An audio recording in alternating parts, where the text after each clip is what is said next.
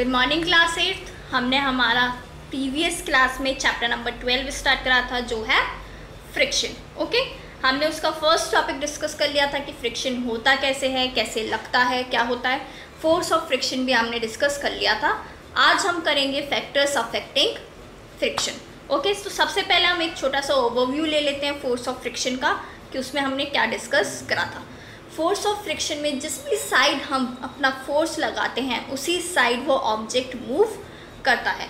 जिस साइड वो object move करता है उसी डायरेक्शन में उसका फ्रिक्शन भी मूव करता है, उसके अपोजिट मूव करता है फ्रिक्शन। ओके, जैसे हम कोई भी बॉक्स रखा है उसे लेफ्ट साइड में पुश करेंगे तो उसका फ्रिक्शन कहाँ लगेगा? राइट साइड में।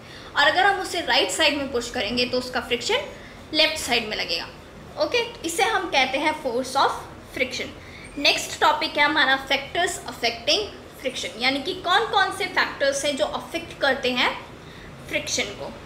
ओके, फ्रिक्शन को अफेक्ट करने वाले फैक्टर्स जो होते हैं, जैसे हमारा जो सरफेस होता है, ये सबसे ज़्यादा फ्रिक्शन को अफेक्ट करता है। सरफेस अगर जितना रफ होगा, सरफेस अगर रफ होगा, अगर उस पर ग्रिप अच्छी बनेगी ऑब्जेक्ट की, तो फ्रिक्शन उतना ही अच्छा वर्क करेगा। जितनी कम ग्रिप बनेगी ऑब्जेक्ट की उतना ही कम फ्रिक्शन वर्क करेगा। जैसे हम कोई भी स्पोर्ट्स शूज़ पहनते हैं, जैसे आप लोगों ने फुटबॉल प्लेयर्स को देखा होगा कि वो जो शूज़ पहनते हैं उनमें नीचे स्पाइक्स होती हैं। वो किस लिए होती हैं? वो इसलिए होती हैं ताकि जब वो रन करें, वो दौड़ें, तो उनका जो फ्रिक्शन है शूज़ का और फ्लोर का जो फोर्स है वो बना रहे, वो चेंज ना हो, लेस ना हो, क्योंकि उन्हें भागना है। अगर वो फ्रिक्शन नहीं बनेगा या उनके शूज़ में वो स्पाइक्स नहीं होंगे तो उसकी वजह से क्या होगा? उनका फ्रिक्शन नहीं बन पाएगा और वो इजीली ग्राउंड पे स्लिप कर जाएंगे। ठीक है, उसकी वजह से वो फ्रिक्शन करते हैं। इसलिए हम कहते हैं कि जो हमारे शूज़, अगर शूज़ का जो सरफेस है वो प्लेन हो तो हमारी ग्रिप अच्छे से नहीं बन पाती है। इसलिए कहते हैं जैसे जो शूज़ और स्लीपर्स होती हैं, जब वो नीचे से उनका सरफेस रफ़ हो जाता है, जब वो रगड़ने लग जाती है, पुरानी हो जाती हैं, तो वो स्लिपरी हो जाती हैं, वो स्लिप करने लग जाती हैं। वो इसी वजह से होता है। अगर हम किसी भी फ्लोर पे चल रहे हैं तो हम इजीली चल पा रहे हैं, ठीक है। अगर उसी फ्लोर पे अगर थोड़ी जगह पे पानी गिरा हुआ हो तो हम थोड़ा धीरे धीरे चलते हैं, क्योंकि लिक्विड की वजह से जो फ्रिक्शन होता है उसको बनने में, फोर्स लगने में, फ्रिक्शन बनने में थोड़ी सी प्रॉब्लम आती है। आपकी एनसीईआरटी में एक्टिविटी नंबर 12.2 दे रखी है। इसमें उन्होंने क्या करा है, एक ब्रिक ली है, ब्रिक को उन्होंने स्प्रिंग से बांधा है। स्प्रिंग से, स्प्रिंग बैलेंस एक वो ऑब्जेक्ट होता है जिसके अंदर स्प्रिंग भी होती है और बैलेंस करने की मशीन भी फिट होती है। आपने देखा होगा मार्केट में जो आजकल न्यू मशीन्स आ रही हैं उनके अंदर बैलेंस करने का वो भी होता है, मेजरमेंट होता है। और वो, लेकिन आपने कई जगह ऐसा भी देखा होगा जिसे वो हाथ से पकड़ते हैं, लेकिन उसमें बैलेंस करने का भी मीटर होता है और नीचे तराजू लगे होते हैं वो वेट लेने के लिए। ओके, तो उस स्प्रिंग से अगर हम ब्रिक को टाई कर दें तो आप उस ब्रिक को अपनी तरफ पुल कीजिए और देखिए कि वो कितना फोर्स उसमें लग रहा है। वो रीडिंग आ जाएगी, उस रीडिंग को आप नोट कर लीजिए।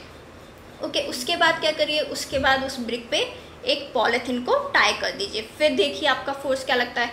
अब आपको ये देखना है, ये नोटिस करना है कि जो ब्रिक, जब पॉलीथीन हमने उस पर पॉलीथीन नहीं टाई करी थी, जब वो ब्रिक हम पुल कर रहे थे तो फ्रिक्शन ज़्यादा था या पॉलीथीन टाई करने के बाद फ्रिक्शन ज़्यादा था? ऑब्वियसली पॉलीथीन टाई करने से पहले फ्रिक्शन ज़्यादा होगा, क्योंकि अब हमने क्या करा, जब उसमें ब्रिक के ऊपर पॉलीथीन नहीं है, जो ब्रिक है उसका और सरफेस का डायरेक्ट कांटेक्ट हो रहा है, जिसकी वजह से जो फ्रिक्शन है वो ज़्यादा अच्छे से वर्क कर पा रहा है। लेकिन अगर वहीं हम उस ब्रिक को पॉलीथीन में टाई कर देंगे तो जो ब्रिक है और जो सरफेस है हमारा टेबल का, उसके उन दोनों के बीच में डायरेक्ट कांटेक्ट नहीं हो पा रहा है। तो डायरेक्ट कांटेक्ट ना होने की वजह से जो फ्रिक्शन होगा वो अच्छे से काम नहीं कर पाएगा। काम तो करेगा लेकिन अच्छे से नहीं कर पाएगा, प्रॉपर वर्क नहीं कर पाएगा, जिसकी वजह से फ्रिक्शन क्या हो जाएगा? लेस हो जाएगा। ठीक है, नेक्स्ट आपको नेक्स्ट एक्टिविटी में भी आपको यही बता रखा है। वुडन ब्लॉक पे जब हम कोई भी पेंसिल सेल को रोल करते हैं तो वो टेबल पे इजीली रोल हो जाता है। लेकिन अगर हम टेबल पे वहीं क्लॉथ बिछा देते हैं, कोई भी क्लॉथ बिछा देते हैं तो वो डिस्टेंस कम कवर्ड करता है। वो इसलिए कम कवर्ड करता है क्योंकि जो पेंसिल सेल है, पहले हमने पेंसिल सेल को टेबल पे रोटेट करा था, रोल करा था, तो उससे क्या हुआ, उसका डायरेक्ट कांटेक्ट हुआ। डायरेक्ट कांटेक्ट होने की वजह से जो फ्रिक्शन है वो बहुत ही अच्छे से वर्क कर रहा था, उसका इम्पैक्ट बहुत अच्छा पड़ा, इसलिए वो ज़्यादा डिस्टेंस कवर्ड कर पाया। लेकिन जब हमने उस पर क्लॉथ बिछा दिया तो वो सरफेस, टेबल के सरफेस के साथ डायरेक्ट कांटेक्ट नहीं कर पाया, जिसकी वजह से उसमें क्या हुआ, उसने लेस डिस्टेंस कवर्ड करा, जिसकी वजह से फ्रिक्शन भी लेस हो गया। फ्रिक्शन लेस होने की वजह से उसने डिस्टेंस भी कम कवर्ड करा। अब इसमें सरफेस का भी रोल होता है। जो टेबल का सरफेस होता है वो थोड़ा सा रफ होता है, लेकिन जो क्लॉथ का सरफेस होता है वो थोड़ा सा स्मूथ होता है।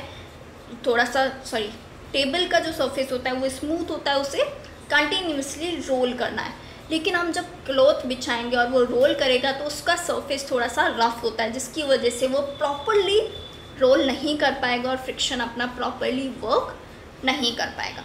ओके, इस टॉपिक में आपको यही एक्सप्लेन करा हुआ है, तो आप इस टॉपिक को अच्छे से पढ़ लीजिएगा। अगर इस टॉपिक में आपको कोई भी प्रॉब्लम हो तो आप मुझे कमेंट बॉक्स में बता सकते हैं। आज के लिए हम इतना ही पढ़ेंगे। नेक्स्ट क्लास में हम अपना नेक्स्ट टॉपिक स्टार्ट करेंगे, फ्रिक्शन अननेसेसरी इवन। ओके, इस वीडियो को लाइक, शेयर एंड सब्सक्राइब ज़रूर करें। Thank you class, bye, see you in the next class.